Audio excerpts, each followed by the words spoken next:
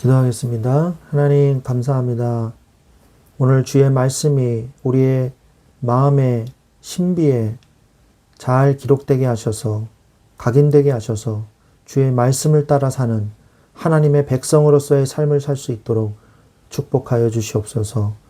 주님이 함께 하실 줄 믿고 예수 그리스도의 이름으로 기도합니다. 아멘.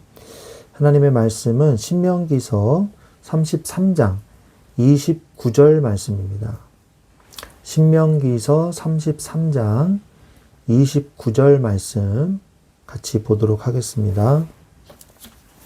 신명기서 33장 29절입니다. 이스라엘이여 너는 행복한 사람이로다. 여호와의 구원을 너같이 얻은 백성이 누구냐? 그는 너를 돕는 방패시요 내 영광의 칼이시로다. 내 대적이 내게 복종하리니 내가 그들의 높은 곳을 밟으리로다. 아멘. 네, 오늘 이 33장 29절을 요절로 외우시기를 바랍니다. 말씀이 너무 좋지 않습니까? 이스라엘이여 너는 행복한 사람이로다. 여호와의 구원을 너같이 얻은 백성이 누구냐? 거저 얻었잖아요. 그죠? 그는 너를 돕는 방패시요 내 영광의 칼이시로다. 방패요 칼이죠. 여호와 하나님은 내 대적이 내게 복종하리니 내가 그들의 높은 곳을 밟으리로다. 원수를 복종시키고 원수를 밟아 으깨버릴 수 있는 하나님, 여호와 하나님. 우리가 거저 얻었잖아요. 이 은혜로 공짜로 이 하나님의 은혜를 받은 자 도대체 누가 있겠습니까? 너는 행복한 사람이로다. 맞습니다. 저는 행복한 사람입니다. 이 고백이 여러분의 고백이 되시기를 바랍니다. 오늘 말씀은요. 모세가 마지막으로 각 지파를 축복하는 마지막 메시지입니다. 모든 메시지가 끝나고 뭘 하냐? 각 지파별로 이제 축복을 하는 거예요. 모세는 그동안 엄청나게 많은 메시지를 이 이스라엘 백성들에게 주었죠. 그래서 이스라엘 백성을 인도할 메시지, 그리고 율법의 메시지, 그리고 축복의 메시지, 그리고 저주의 메시지 등 이 정말 많은 메시지를 통해서 모세를 통해서 받게 되었습니다. 이 메시지는 이 고대 근동 지역과 여러 종교에 영향을 줬고 특히 우리 기독교의 중요한 초석을 닦는 말씀이 되었죠. 여러분 생각해 보세요. 모세오경이 없다고 생각해 보세요. 성경에. 굉장히 심각한 문제가 일어납니다. 창세기도 없죠. 십계명도 없죠. 이거 뭐 큰일 나거든요. 얼마나 중요합니까? 모세오경이. 그 많은 말씀들 중에서 모세는 마지막으로 각 지파들을 축복하면서 메시지를 마칩니다. 그게 오늘 신명기 33장의 내용이거든요. 모세는 각 지파들을 보면서 하나님이 주신 영적인 통찰력으로 그 지파의 특성과 그들의 성향을 잘 알고 있었고요. 그리고 하나님이 그들을 어떻게 인도하실 것인지도 보이기 시작하는 거죠. 그래서 예언할 수 있었던 것이죠. 그런데 이러한 각 지파에 대한 예언은 이미 전에도 한 번 한 적이 있습니다. 혹시 여러분 아십니까? 그게 바로 창세기 49장에 나오는 야곱의 유언이죠. 야곱이 이제 죽게 될 때 각 형제들을 불러놓고 한 명씩 한 명씩 축복하면서 예언하는 내용이 나오거든요.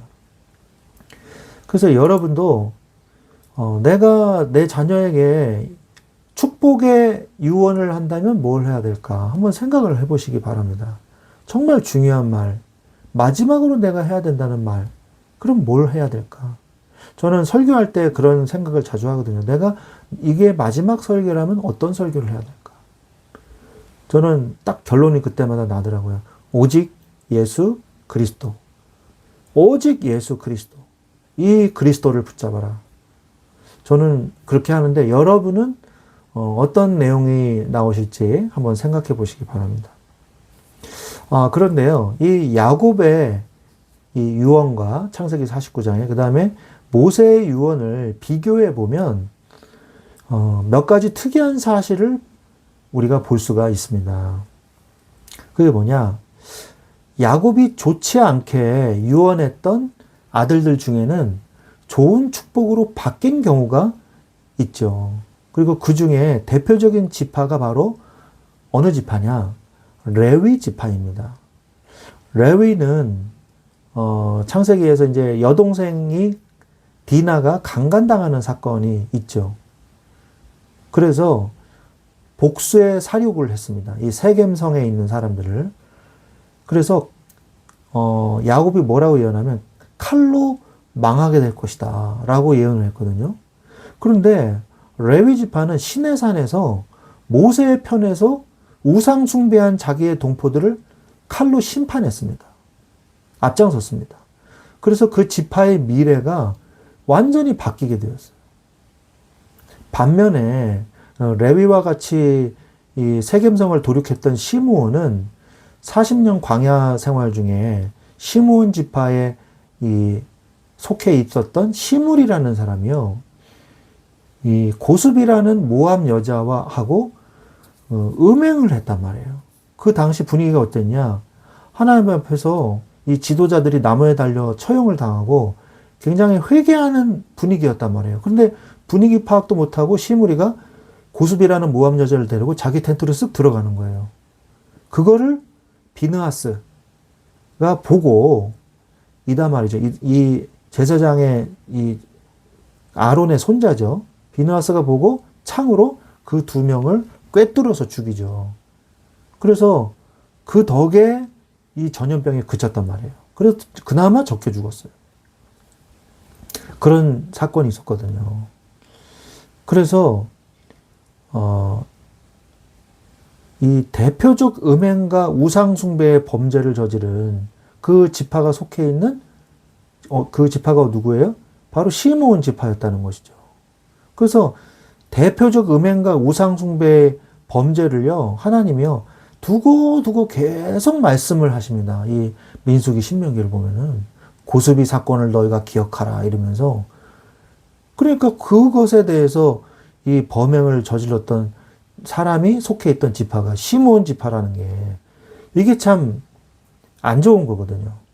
이 시므온 지파는요, 그 사건 이후로는 별로 성경에서 언급이 되질 않아요. 그 사건 이후로는요, 힘을 쓰지 못했고 나중에 가나안 정복 후에는요, 유다 지파에 흡수되어 버립니다. 얼마나 세력이 약해졌으면. 그래서 오늘 신명기 33장에서도요, 모세의 예언에는 아예 언급조차가 되지가 않아요. 언급조차가 없음을 확인할 수가 있습니다. 그리고 또 우리가 볼 것은, 눈여겨볼 것은 뭐냐 하면, 또 원래 장남이었던 르우벤 지파는 야곱에게서는 책망을 받았죠. 모세를 통해서는 그래도 생명과 번영을 기원한다고 축복의 메시지를 하는 것을 볼 수가 있죠. 이러한 레위 지파를 포함한 13지파죠. 이제 요셉의 지파가 둘로 갈라졌으니까 13지파의 모습들을 보면서 우리의 모습도 한번 들여다봐야 되지 않겠습니까? 우리의 모습을 들여봐야 돼요. 첫 번째로 믿음의 영향력을 주는 믿음의 선조가 되시기 바랍니다. 우리가 항상 하나님이 원하시는 100%의 그 믿음의 삶을 살 수는 없죠. 그렇게 살고 싶지만. 그러나 후대에게 축복의 영향력을 주는 믿음의 조상은 될 수 있어야 된다고 믿습니다. 우리의 삶이 부족하더라도 우리의 신앙의 중심과 믿음의 고백은 올바라야 합니다. 만약에 후대가 당신은 왜 이러한 사건 때에 올바른 믿음의 선택을 하지 않았습니까? 라고 물어볼 때 부끄럽지 않은 믿음의 부모, 믿음의 선배가, 믿음의 중직자가, 믿음의 교육자가 돼야 되는 거예요. 거짓은 분명히 드러나게 돼 있고 잘못된 선택은 언젠가는 드러나게 돼 있거든요. 항상 선택 앞에서 하나님을 믿는 선택을 하십시오. 복음을 선택하십시오. 성경이 말씀하시는 성경의 기준을 선택하십시오. 그리고 후대 앞에서 부끄러운 사람이 되지 마십시오. 믿는 믿음의 사람이 되시고 믿음의 증인이 믿음의 선조, 믿음의 선배가 되시기를 바랍니다. 그러면서 두 번째, 믿음의 선택은 반드시 상급과 증거를 남깁니다. 그냥 믿었어? 하나님이 그냥 넘어가진 않아요. 반드시 거기에 대해서 하나님이 상을 주세요. 내가 믿음을 선택한 이후에는 하나님이 나를 책임지십니다. 그 증거를 주세요. 하나님은 믿음의 선택을 한 지파에게는 반드시 그 상과 그에 따른 축복을 주셨습니다. 우리도 마찬가지입니다. 우리가 구원을 받은 것은 당연히 하나님의 은혜입니다. 그런데 성경은 분명히 천국에 상급이 있을 것이라고 말씀하고 계십니다. 성경에는 우리에게 주실 5가지 면류관을 말씀을 하고 계십니다. 끝까지 박해를 견딘 자는 생명의 면류관을, 주의 말씀에 충성하는 자는 영광의 면류관을, 복음을 전하고 많은 영혼들에게 복음을 전한 사람에게는 기쁨의 면류관을, 그리고 주의 재림을 사모하면서 정결함을 지킨 자들에게는 의의 면류관을, 신앙을 끝까지 지킨 자에게 썩지 않을 면류관을 주신다고 말씀을 하고 있습니다. 그러니까 결론적으로 우리는 후대에게 믿음의 면류관을 남겨줘야 돼요. 믿음의 유업을 남겨줘야 돼요. 신앙의 유산만큼 가치 있는 상급은 없죠. 그러면서 세 번째입니다. 우리는 어떤 응답을 받아야 되냐. 오늘 탁월한 선택을 하십시오. 이 응답을 받기 위해서는요, 갑자기 뭔가를 막 탁 해가지고, 나 인정받았다. 이런 게 아니에요. 평상시에가 중요합니다. 평상시에 나의 믿음이 쌓여서 뭐가 돼요? 평생에 나의 신앙의 색깔이 되는 거예요. 갑자기 신앙의 색깔을 바꾸기가 쉽지가 않아요. 이 체험을 통해서 계속 뭔가 체험만 원하는 사람은요, 내가 받은 응답이 딱 기준이 돼 있어요. 그래서 성경 말씀보다 내가 받은 응답이 중요하기 때문에 내가 받은 응답과 성경이 틀리면 성경이 틀렸다고 얘기를 해요. 이게 굉장히 위험한 거죠. 그래서 신앙의 색깔이 중요한 것입니다. 지금까지의 이 모든 것들은요, 순간순간마다 오늘, 지금, 여기서 판단을 해야 되는 거예요. 나의 평상시에 나의 믿음이 쌓여서 평생의 신앙의 색깔이 되는 것입니다. 세상과 적당히 타협하면서 살다가 갑자기 믿음의 조상이 될 수는 없죠. 오늘, 지금, 여기서 순간마다 하나님만을 선택하고 오직 성경대로 판단해야 되는 것입니다. 나의 지금까지의 체험의 선택이 기준이 되어서는 절대 안 돼요. 나의 유익이 선택의 기준이 되어서도 안 됩니다.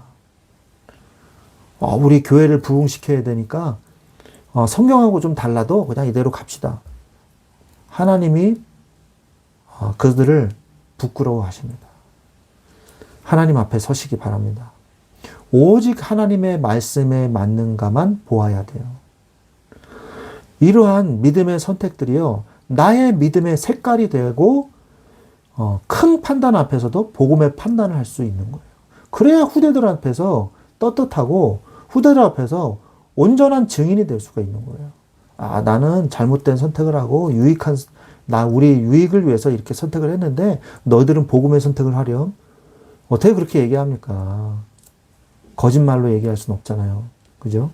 거짓 증인이 되는 거죠, 그거는. 그래서 우리가 이 세 가지, 첫 번째, 믿음의 영향력을 주는 선조가 되라. 두 번째, 믿음의 선택은 반드시 상급과 증거를 남긴다.